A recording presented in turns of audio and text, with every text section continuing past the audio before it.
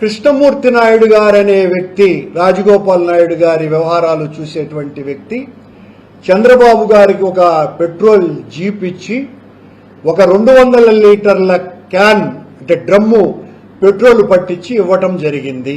ఇది కృష్ణమూర్తి నాయుడు గారే నాకు చెప్పినటువంటి మాట. రాఘవల్ నాయుడు చెప్పినటువంటి మాట.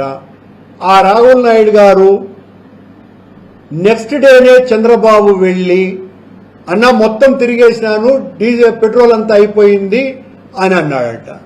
తీరా ఆయన కనుక్కుంటే రాఘవల్ నాయుడు ఆయనకు పెట్రోల్ బంక్ ఉన్నది ఎక్కడ, చిత్తూరులో. ఆ పెట్రోల్ బంకులోనే ఈ పెట్రోల్ అంతా అమ్మేసి తిరగకుండా మళ్ళీ పెట్రోల్ అయిపోయింది అని పోయాడంట. ఏమయ్యా ఇంత దారుణంగా ప్రవర్తిస్తాడవే చంద్రబాబు నాయుడు అని నేను తిట్టి పంపించినాను అనే మాట రాఘవల్ నాయుడు గారే నాతో అన్నటువంటి మాట.